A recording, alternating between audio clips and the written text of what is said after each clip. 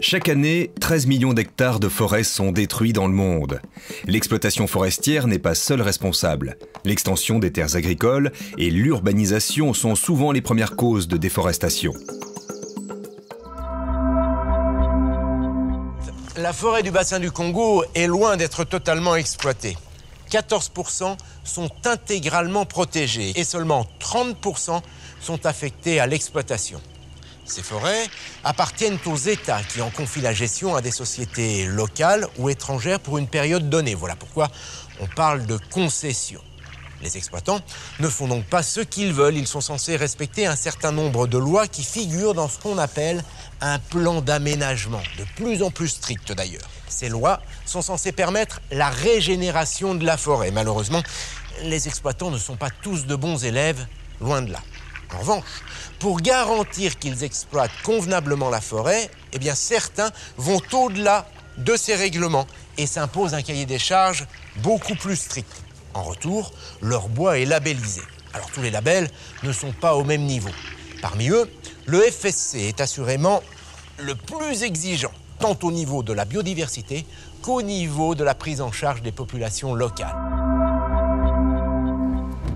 Pour établir ce plan d'aménagement, l'exploitant forestier doit obligatoirement effectuer un inventaire d'exploitation 1 an avant les opérations d'abattage. Tous les arbres exploitables d'un diamètre de 50 cm à 1 mètre sont comptés. L'inventaire d'exploitation, en fait, c'est l'opération durant laquelle chaque zone de la concession est inventoriée. C'est vraiment une vue précise, en fait. On sait exactement où se trouve la ressource. Pendant des semaines, avant de commencer l'exploitation, leurs équipes explorent la concession de long en large pour recenser les arbres, compter les espèces animales, afin de définir les zones que l'on peut exploiter et celles qu'il faut impérativement protéger. En fait, pour permettre à la forêt de se régénérer, la concession est divisée en parcelles, une trentaine. Chaque parcelle est exploitée pendant 1 an. Puis, les bûcherons l'abandonnent et passent à la suivante. Ils ne reviendront dans cette parcelle que dans 30 ans. De cette manière, ils sont censés laisser la forêt se régénérer. Ça a un rôle, la forêt. Le rôle économique est assez important. Il a son rôle écologique qui est très important pour l'humanité.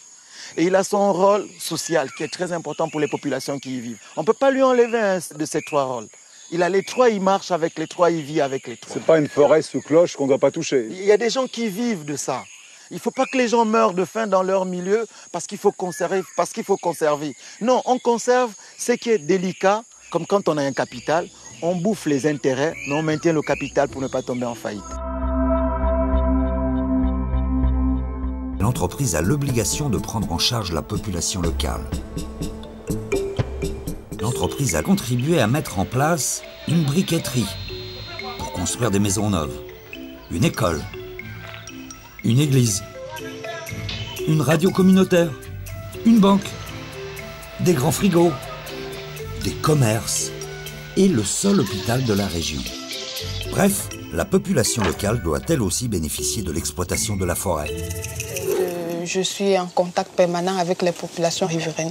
Donc je fais ce qu'on appelle la médiation sociale. Justement, c'est à travers nos réunions, comme celle-ci par exemple, qu'on a le temps de former, de discuter, d'échanger. On est d'abord venu sur le terrain, on a identifié donc avec les populations, est-ce que vous avez vraiment quelque chose d'important qui se trouve à l'intérieur de l'UFA et que vous aimeriez qu'on préserve lors de l'exploitation. Et après l'exploitation, maintenant, on fait une mission conjointe toujours avec les communautés qui nous accompagnent pour vérifier effectivement qu'après l'exploitation, on a préservé le site. Avant de commencer la coupe, une carte est établie en accord avec les Bahaka. Elle recense tous les arbres qu'il faudra épargner. C'est un véritable contrat entre l'exploitant et le peuple de la forêt. Cette initiative, parmi d'autres, a été lancée par des ONG qui incitent les entreprises à mieux gérer la forêt et ses ressources. En contrepartie, ces compagnies obtiennent un label pour leur bois. Nos estimations de l'impact de l'exploitation, on s'est rendu compte que le nombre d'arbres abattus dans la forêt provoque moins d'1% de dégâts. Donc, le simple fait d'abattre provoque moins de dégâts. Par contre, les autres types de dégâts, c'est le débardage, c'est l'ouverture des routes, C'est tout ça qui donne maximum un total de 7% de dégâts sur la forêt. Tous les aspects environnementaux ont été pris en compte, que l'arbre ne tombe pas dans une rivière, s'il y a une rivière aux alentours, et surtout qu'il ne détruise pas les autres arbres qui sont autour. Sur cette petite parcelle de 30 hectares, vous allez couper combien d'arbres? Une moyenne de 20, à moins d'un arbre à l'hectare, en fait, exploité, tous les 30 ans. Et vous reviendrez dans 30 ans ici? Voilà. On fait du prélèvement. C'est pas une déforestation du tout? Non, c'est vrai qu'il y a quand même modification de l'environnement, c'est évident, mais on ne peut pas parler de déforestation. Parce que c'est vrai que les forestiers étaient toujours très attaqués, ils n'étaient pas très fiers de leur métier souvent. Écoute, quand un forestier, un bûcheron français coupe un chêne, ça ne râle pas. Mais quand on coupe ici, ça râle. Nous, on est responsable, on fait de l'exploitation responsable, on veut le faire proprement, on le fait avec des méthodes d'aménagement, donc on est fiers de ce qu'on fait. Vous voyez là un certain nombre de renseignements qui vous donnent la zone dans laquelle a été produite. L'assiette annuelle de coupe 2206, ça veut dire que c'est dans l'unité forestière d'aménagement numéro 2, l'unité forestière de gestion numéro 2, l'assiette annuelle de coupe numéro 6. Donc on pourra la retrouver, on pourra même retrouver la position précise de sa souche, l'endroit où elle a été abattue, comment elle a été abattue, par qui, à quelle date. Donc c'est ce qu'on appelle la traçabilité. C'est pour garantir toujours au client final, à l'utilisateur final, que le bois il est bien d'une origine contrôlée et qu'il provient bien d'une forêt correctement gérée. Les consommateurs ne peuvent plus passer à côté de ces produits. Ils sont présents dans toutes les grandes enseignes et facilement identifiables. Certes, ils sont parfois un peu plus chers, mais ce surcoût, on l'a vu, est justifié. Il permet de financer toute une série de mesures indispensables pour préserver la forêt. Tout le long de la chaîne de traçabilité, c'est-à-dire du distributeur jusqu'au producteur, en passant par les négociants, le fabricant et le forestier, nous avons toute une chaîne de traçabilité.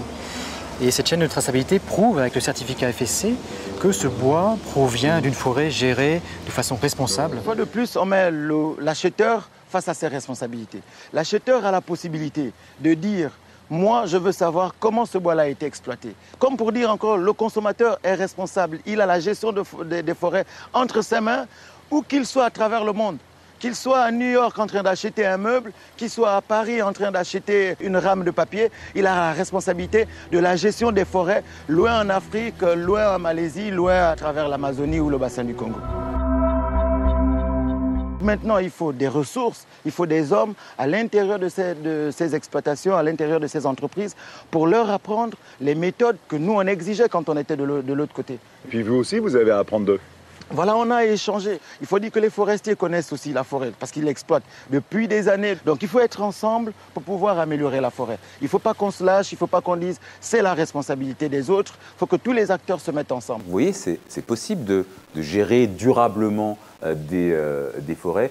Nicolas Hulot, comment vous jugez, vous Non, mais c'est la démonstration probante qu'on peut rendre compatibles les enjeux sociaux, les enjeux économiques, les enjeux écologiques. Voilà, il faut avoir un regard un peu porté sur l'horizon et dans la durabilité, y compris dans la rentabilité, hein, parce que quand on exploite la forêt comme on l'a fait pendant très longtemps, on coupe la branche sur laquelle on est assis. Voilà.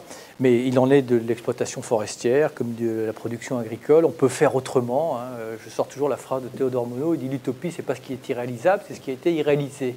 Voilà. Et ben, preuve en est, ça marche.